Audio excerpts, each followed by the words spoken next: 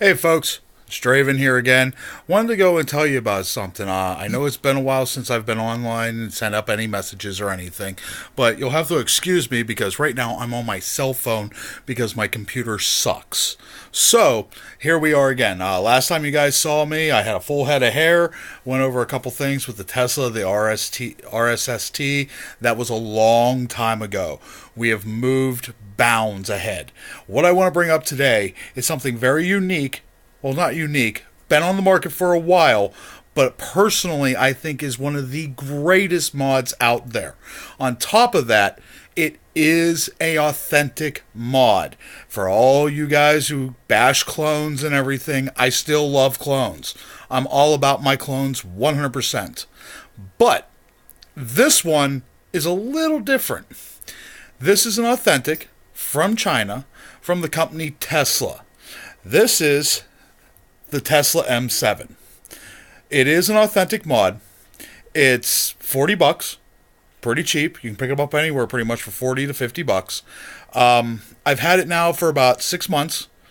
I've gone through this, running it through the thing, and I have a rule with mods. They have to be Draven proof, aka Kurt proof, which is my real name, Kurt. Now, because of this mod, and like I said, I do apologize for the shaky camera and the fact I've been drinking, which reminds me, yeah, I just love to drink and vape. So I figured now was a good time to set up this and do this review real quick.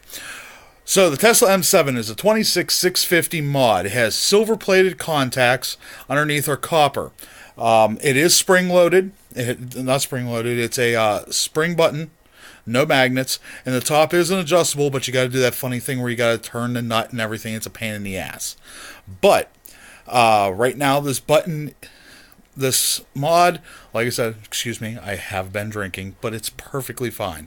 It's the hardest hitting mod I have that's a 26650, and it impresses me. Right now, I have on the Tobe 26650, which I drilled out the top to 3/4 of an inch and put a little boy, basically vapor cloud chaser drip tip into it, and drilled out the side holes a little bit. I got this wonderful band to keep it from constantly breaking anything from Phantasm Vapors over in Cincinnati. Good people, good flavor. Love them guys. Some of my best friends in Cincinnati told me to check them out. So there's to you guys. Thank you again for the stuff. I've had a blast with the flavors and I love it. So, cons on it are the button likes to unscrew itself. You have to constantly clean them. If you're running too low of a build, it has a habit of marking up your batteries. That's pretty all I really have. The lock button gets stuck a lot, so I don't use it. So no big deal. Let me take a hit real quick.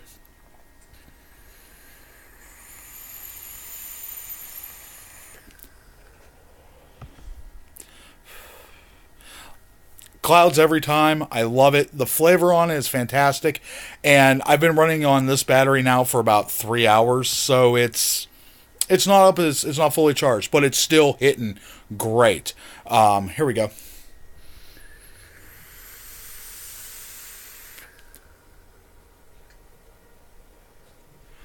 If I put a fresh battery in, probably hit better. I'll go ahead and do that for you guys so you can see the difference. Like I said, I'm running this thing on my cell phone right now. A little tip I have found out with this mod is I do not run my batteries positive up. I run them positive down. There is venting in the bottom and in the top, which is very good. I like the fact that it does that. But it gets a better connection, it seems, when the battery's reversed. And being a mechanical, you don't have to really worry about that.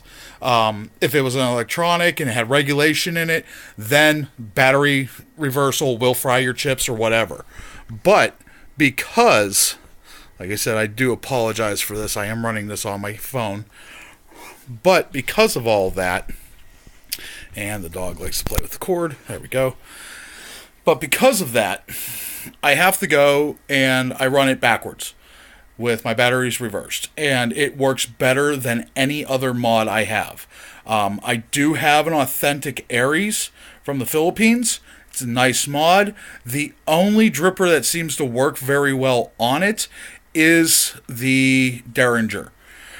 It looks kind of silly. I like it personally. I think it's an awesome setup that way, but it doesn't hit as hard as this. This mod, I will truly say, for $40, a all-day workhorse. It hasn't failed. It hasn't done anything. I have a hit every time. Never a misfire.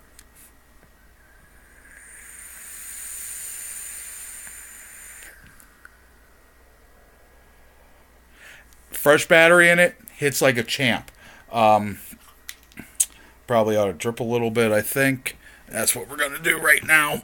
But, like I said, this mod rocks. For those just getting into it, I know a lot of people stay away from the 26650s. Personally, I prefer a 26650 only because of my battery life. When I run a mechanical at 18650 mode, I go through 4 batteries a day. In a 26650, 2 batteries. That's it. 2 batteries a day. At my job, and this thing's in my hand like my binky, like I was Lionel with my blanket. So, I mean, you can't beat the price. The price is fantastic, and a rating of 1 to 4, I give it a 4. Flavor on the atomizer, we all know about the Tobes. Ever since I drilled out the center hole just 1 size bigger, I give it a 3. The mod itself, though, for hitting hard, no misfires, the price, and what it's made of. It is a steel mod.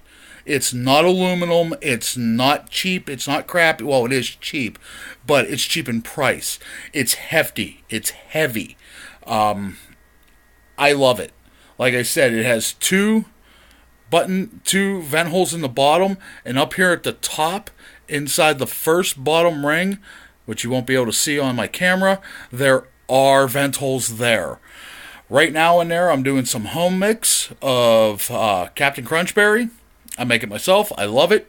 That, and I'm also running a peanut butter in here, peanut butter banana, and I hate peanut butter with a passion, but I like the flavor.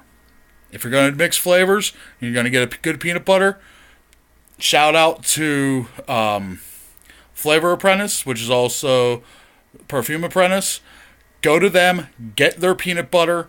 It is the best peanut butter I've ever had. It tastes like it's a cold pressed peanut butter. It's cold press, which means the flavoring is taken out from that.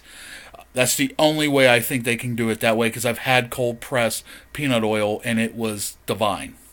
So that's what I got to say about this mod. It's a quick review. Like I said, 26650, $40. It's got a decent button at the bottom. The button even has vent holes in it, and I'm dripping fluid all over me, which sucks.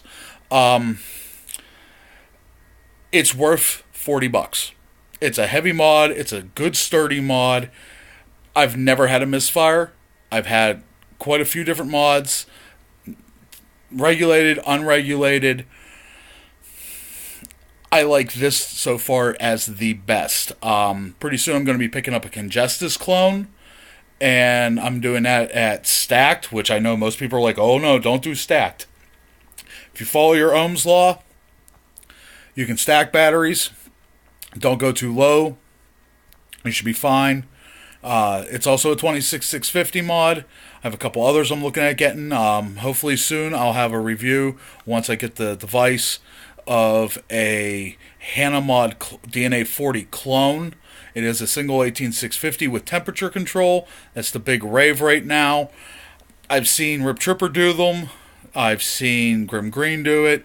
And a lot of times I've come to notice I don't agree with Rip Tripper because I'm not a big fan of Authentics. And I like Grim Green for his ideas with his style, and me and him vape kind of similar. So I've seen both reviews. I like what they both said. And when you can get almost 30 hits out of 5 to 10 drops off of a dripper and don't have to re-drip, it's worth it, guys. I'll let you know where I'm getting it from.